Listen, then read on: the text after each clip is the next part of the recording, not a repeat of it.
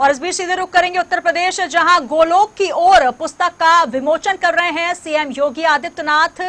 तो कहीं ना कहीं इस योजना में शामिल हुए हैं और ये गोलोक की ओर पुस्तक जिसका विमोचन कार्यक्रम है सीएम योगी आदित्यनाथ।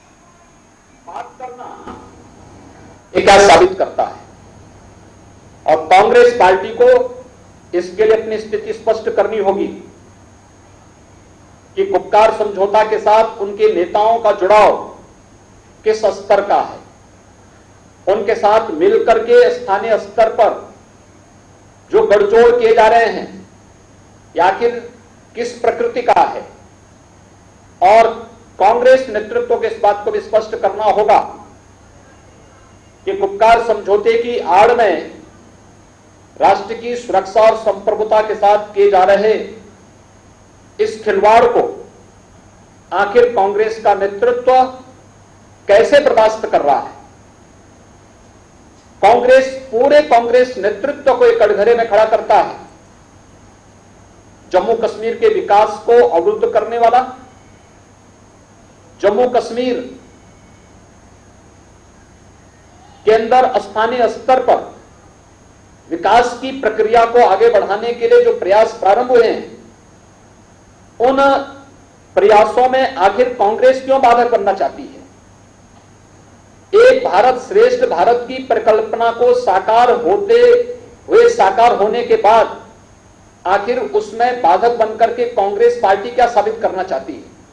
यह देश यह प्रश्न कांग्रेस नेतृत्व से करना चाहता है और हम लोग इस बारे में कांग्रेस नेतृत्व से पूछना चाहते हैं कि आखिर गुपकार समझौता की आड़ में इस देश की संप्रभुता और सुरक्षा के साथ खिलवाड़ करने की शरारतपूर्ण चेष्टा को कांग्रेस पार्टी का समर्थन किन कारणों से मिल रहा है। चीन और पाकिस्तान जैसे देशों को कश्मीर में धारा 370 की बहाली के लिए आमंत्रित करने की मंशा क्या है और इन बयानों से कांग्रेस का वास्ता किस हद तक है, स्थिति कांग्रेस पार्टी को पूरे देश के अंदर स्पष्ट करनी चाहिए।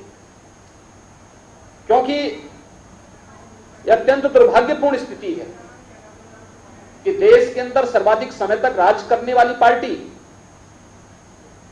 भारत के संविधान की शपथ खा करके देश के अंदर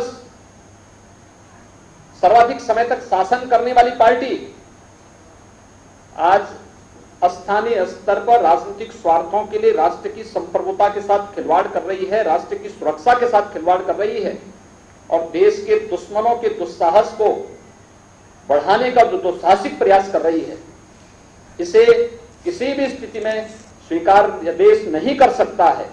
और इसीलिए गुपकार समझौता यह भारत की संप्रभुता के साथ सीधे सीधे खिलवाड़ करने की एक शरारतपूर्ण चेष्टा है। जम्मू कश्मीर के लोगों के विकास को अवरुद्ध करने वाला एक कुत्सित प्रयास है।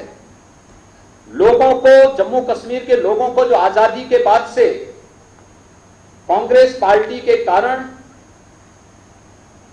जनता को विकास से न जुड़ने देने की जो एक कुत्सित मंशा वहां पर रही है, उस मंशा पर जब पानी फिरते हुए वे लोग देख रहे हैं और उनके लूट खसोट के सभी जरिए जब बंद हो रहे हैं, उन स्थितियों में उन्हें लगता है कि कहीं ना कहीं अगर विकास की प्रक्रिया जिला परिषद के माध्यम से या ग्राम पंचायत के माध्यम से, स्थानीय निकाय इकाइयों के माध्यम से आम जनमानस तक पहुंचने लग जाएगा, तो जो लोग स्थानीय स्तर पर शिक्षा का, स्वास्थ्य का, कनेक्टिविटी का, अन्य बुनियादी सुविधाओं को 70 वर्षों में नहीं दे पाए, लेकिन इस प्रक्रिया को पिछले 1.5-2 वर्षों के अंदर जिस मजबूती के साथ मोदी जी के नेतृत्व में केंद्र की सरकार ने वहां पर इन परिषदों के माध्यम से, स्थानीय निकाय संस्थाओं, ग्राम पंचायतों के माध्यम से, जिला परिषद के नए चुनाव के माध्यम से देने का प्रयास करने का प्रयास कर रही है, तो ये सभी विरोध कि कहीं विकास की प्रक्रिया के साथ ये लोग न जुड़ जाएं, इस दृष्टि से इनके द्वारा ये शरारतपूर्ण चेष्टा करके राष्ट्र की संप्रभुता को भी चुनौती देने की कुत्सित मंशा इनके सामने आई है। और दुर्भाग्य से कांग्रेस जैसा राजनीतिक दल जो दिल्ली में अपने को राष्ट्रीय दल का स्टेटस मानता है, बोलता है, लेकिन स्थानीय स्तर पर वह अलगाववादियों के साथ और भारत विरोधी तत्वों के साथ मिलकर के भारत की सुरक्षा और भारत की संप्रभुता के साथ पूरी बेशर्मी के साथ वहां पर खड़ा होता हुआ दिखाई दे रहा है। ये बहुत खतरनाक इशारा करता है देश की जनता को। कांग्रेस के दोहरे चरित्र को देखना चाहिए। कांग्रेस नेतृत्व के इस रवैये की निंदा भी करनी चाहिए और कांग्रेस नेतृत्व से स्पष्ट पूछा जाना चाहिए कि जम्मू कश्मीर के बारे में अपनी नीति को स्पष्ट करें।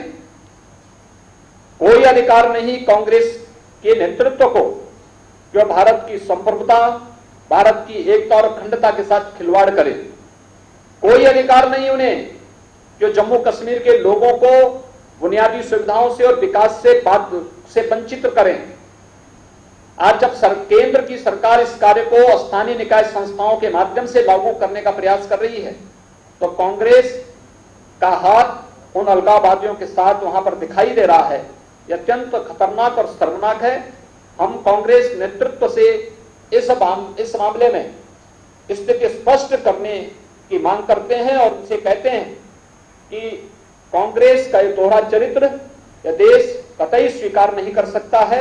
उन्हें स्थिति स्पष्ट करनी चाहिए और उनके नेताओं के द्वारा स्थानीय स्तर पर जो बयानबाजी की गई है और जिस प्रकार से समझौते के साथ जुड़ करके एक बार कश्मीर को फिर से उग्रवाद की आग में झोंकने, आतंकवाद की आग में झोंकने का जो कुत्सित प्रयास किया जा रहा है, इसके लिए उन्हें देश की जनता से माफी मांगनी चाहिए।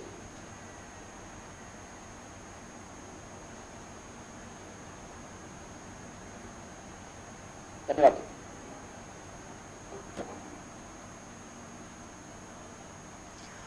तो गुपकार समझौते को लेकर कांग्रेस को स्पष्ट करना चाहिए कि आखिर मंशा क्या है। ये सवाल सीएम योगी आदित्यनाथ ने उठाए हैं और इसके साथ ही अलगाववादी ताकतों, साथ ही जो देशद्रोही ताकतें हैं, उनके साथ आखिर कांग्रेस क्यों समझौता कर रही है। आखिर दोहरी चरित्र और दोहरी जो दुमुही राजनीति कांग्रेस की तरफ से की जा रही है, स्पष्ट क्यों नहीं किया जा रहा कि आखिर जम्मू कश्मीर को लेकर क्या नीति और क्या सोच है कांग्रेस की। ये तमाम सवाल सीएम योगी आदित्यनाथ ने उठाए हैं। साथ ही उनका साफ तौर पर कहना है कि भारत की संप्रभुता को चुनौती देता हुआ ये समझौता है जिसमें कांग्रेस शामिल हुई है। तो कुल मिलाकर जम्मू कश्मीर की केसरिया वादी में जो शांति, जो अमन, जो चैन है, उसको भंग करने का प्रयास किया जा रहा है। आतंकवाद की ओर ये कदम उठाया जा रहा है। कांग्रेस आला कमान से सीधे सवाल, करारा जवाब तलब करते हुए सीएम योगी आदित्यनाथ नजर आए और गुपकार समझौता जिसको लेकर लगातार सवाल उठ रहे हैं कि आखिर किन नीतियों के तहत,